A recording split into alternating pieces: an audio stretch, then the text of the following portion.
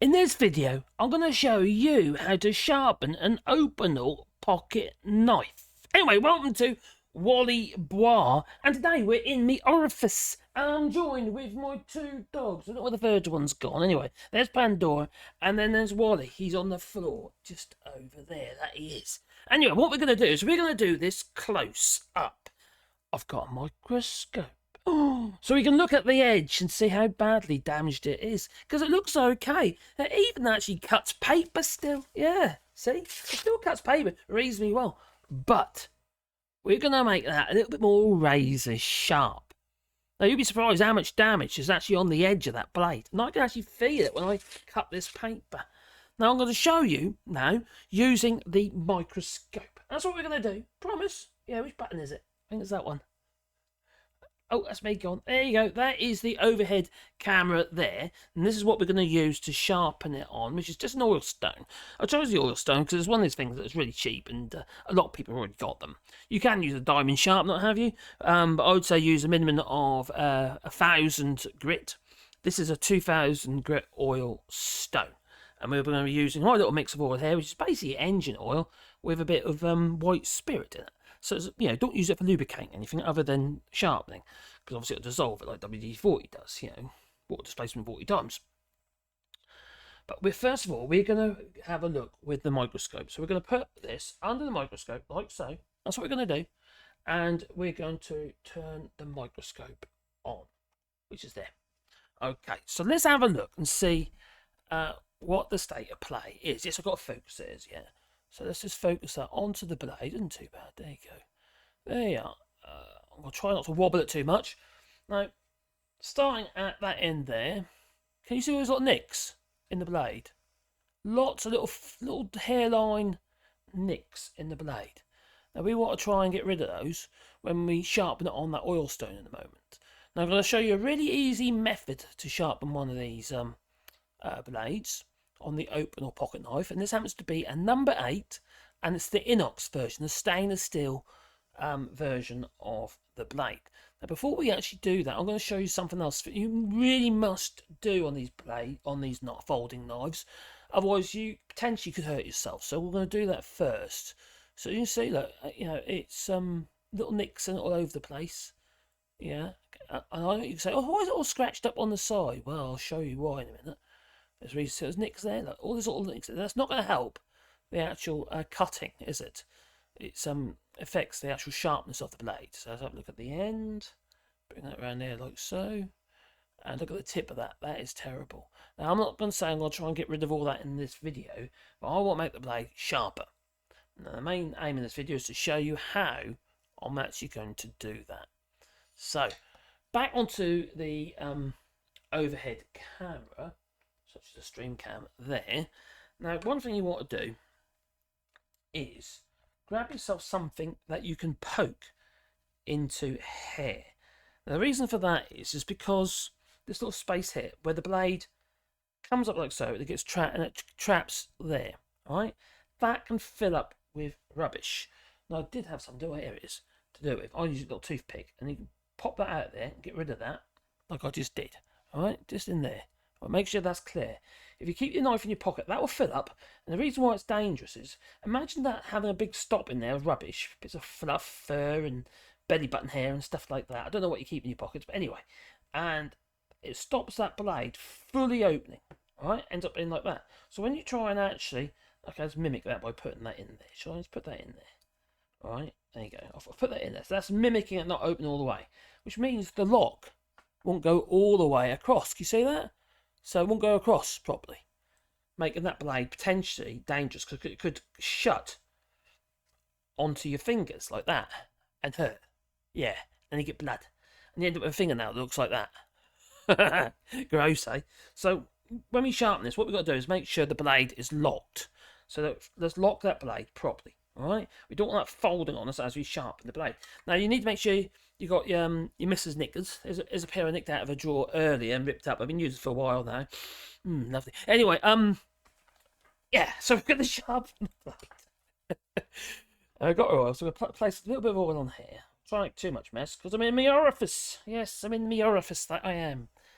And instead of actually worrying about the angle at this stage, I'm not going to do that.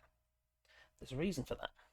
And that reason is that these blades are of a bit of a strange shape. They're not actually like a traditional blade like this one, where you see the blade is like has a primary grind, then it has a like a micro bevel on here as well, so it's sharpened on the edge.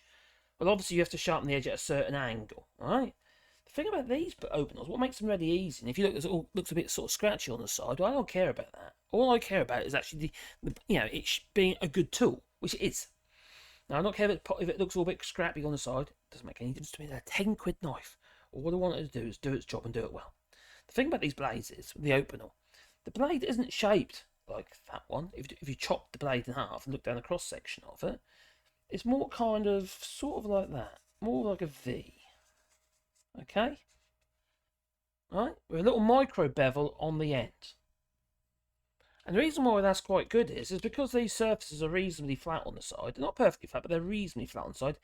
You can use them as a guide to sharpening the edge. Sharpening the edge. So effectively, if you sharpen that, then sharpen that. So effectively, you take the material off there, and material off there. Eventually, you're going to have a sharp point at the end, aren't you?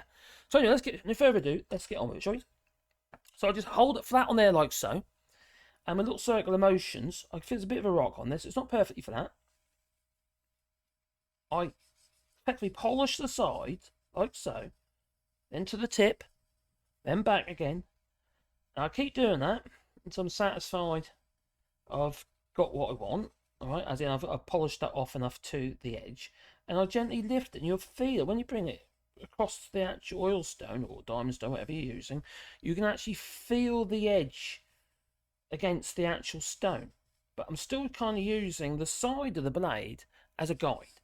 So I'm polishing on the side, and then I'm bringing it onto the edge. I'm not going straight onto the edge. I'm just using it to help stabilise me. And I find there's such an easy way of sharpening an Opinel pocket knife. And they're such a great little knife. They only cost a tenner, and it's good steel. There goes my my computer's going bidding. Oh, and bidding again, and again, as it does. So there we go, and bringing it backwards and forwards in a circular motion, and then as I'm doing, I'm kind of twisting the blade towards myself. You can probably see it in the motion, and then I'm working that edge, and you'll do that all right up to the tip of the blade, and you'll be doing this on both sides. And hopefully, I might not be able to do it enough in this video because the video will be too long, especially on such a fine stone. You could start off with a coarse stone, and then work your way down if you want. But I'm starting on the fine one. But that's up to you what you do. And the idea is I want to remove all those little notches, all that damage on the edge of the blade. And then we're going to do the same in the opposite direction. So if I put it flat, effectively I'm not touching the edge of the blade at this stage. It's not actually, I bring a bit higher there. It's not actually, there. The edge of the blade isn't actually touching the oil stone properly. It's only when I lift it a bit, it actually sharpens the edge. But I'm just using the side as my guide, and then bringing it onto that edge, like so. Now, some people are going to think I'm mad doing this, but I've done it like this for donkey's years, and I've always had pretty good success. And especially if you're out in the field, sharpening your Opinel pocket knife, it makes a huge amount of sense, because it just makes it easier. It's like when you're in a precarious position, it's quite hard sharpening these things. There's some people say, I just use a diamond stone, or like a pen one, and I do that, and I do that. The problem with that is, you see, when you just sharpen the point all while and not actually take any material off the sides, what will happen is, effectively, the angle, your actual sharpened edge, that bit there, will become more acute. As basically, you'll be sharpening that direction, and the angle will become more and more acute as you sharpen up the blade. Now, I find this method is better because what you do is, by removing material on the side, you're maintaining that edge. You're actually maintaining the knife's longevity, really. Otherwise, you're going to have to give it a massive grind to actually get any kind of edge at all. But this works really well, what we're doing here. And I know that, I've done it for a long time. And like I say, some people are going to disagree with me, like they are. But just little circular motions, and then just trying to lift it up, just twist it up a little bit so you go onto the edge of the blade as you do it. So you're effectively rocking it on the flat onto the edge onto the actual sharpened edge. And you can end up with a really, really sharp edge. Now I can feel that I've come to the edge now, because I can feel, you can probably hear it, there's a burr, which I'm actually rubbing my finger across, so you can hear that against my finger. So there's a burr there in that direction, and it's smoother and easier in that direction. That side's grabbing the skin, that side is not. So I'll show you. That's not grabbing there, but it's grabbing here. So that kind of proves that we've got a burr. So the burr is in that direction at the moment. And you can keep working that in both directions. Now remember, I might not actually have enough material removed yet, but I imagine it's going to be better than what it was. Now, there's various things you can do when you get to this stage. You can just keep doing this till that burr, which ends up being like what we call a wire edge. Tell you what, let's have a look. Let's see if we've got a wire edge. I might have already removed that actually. But if we go underneath the microscope again, under the microscope we go. Oh, you can see all the wet oil. And there is the blade. As you can see, there's still nicks there. See, there's nicks there. That requires a little bit more work at that point. But on the whole, it's definitely improved the edge. I don't know if you can see that. It's more uniform. Apart from those nicks just there in the middle. And that blade just there, you can see that there. But most of the blade is more uniform. We've basically polished that edge up much, much better. It needs more work. Really depends on what you want to get out of it, really. But there is still a bit of a, I think there's a wire edge on there as well, actually. There's a bit of a burr on there. I can see, just about to see it. It's nearly gone. If I can feel it. Yeah, there's definitely a burr there. It's actually facing this way. Let's have a look on the other direction. Yeah, see, you can't see the burr on that edge. But if I flip it over the other way, can you see it looks a bit of like a light edge on the edge? A light edge on the edge. That's a technical term, by the way. See that light edge on the edge? Sorry, silly things make me laugh. Anyway, see that light edge on the edge? That is the burr itself, right? And if I flip the blade around the other direction, that edge isn't there. It's gone. See? It's not there. It's not there at all. So I need to remove that burr. So let's go back onto the other camera. There you go.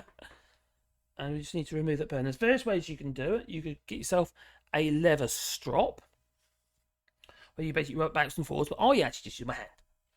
Now, don't do this unless you've got, got a bit of skill in it. And as a woodworker, I use my hands to strop them. I have plane irons with chisels and all sorts of stuff. And it's basically one way like so, and that way. And what you're doing is you're folding the burr backwards and forwards until finally it breaks off. But if you're not confident doing this, get a leather strop or an old leather belt or something like that, or a very, very fine oil stone or water stone, and you'll be able to remove the burr that way. It's definitely sharper, most definitely sharper. So see how sharp that is now. Yeah, yeah, definitely sharp. There's still notches in it, which need to be removed, but that is by far sharper, isn't it? Yeah, definitely. It's getting over paper. Oh, I like cutting paper, me. Oh, I like paper cuts, but not on me. Yeah, so that's far better. There's still a notch in it, but it's good enough for what I want. So I could play. You see wherever I get that is where the notch is. You can see that there. There's a bit of fluff just on that edge. Oh, I don't know if you can see it. I'll tell you what, let's have a look at the cut. Let's go under the microscope. And then we will finalise the video. So if we look at that, see a little bit of fluffy bit there? That is where it had a notch in the blade, and it basically tugged and pulled instead of actually cutting. Whereas the rest of it, get back in the frame, you can see it cut through okay, quite neatly in fact, until you got when there's a notch in the blade still. So it does need more work, but on the other hand, does it really matter? I think that is good enough for me. It really is. And until next time I put another notch in it. But yeah, it cuts quite nicely now, to be honest. It does. Yeah, it cuts fine. So definitely better than it was. But yeah, if you get yourself one of these Opinel pocket knives, I recommend. That's my recommendation how you should sharpen it. And I know lots of people are going to disagree. So why would you do that? And look at what you've done. You scratched all the side of the blade. I don't care. I just want it to be sharp so it cuts. It's a tool.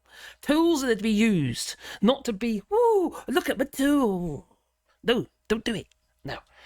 Anyway, I hope you found that video of use. And if you are intending on getting one of these little knives, I will leave a link to their knives in the description down below. And maybe get the number 13, if you like. If you've got a big pockets, that is. Because that is a beast of a knife. It's like a flippin' sword, it is.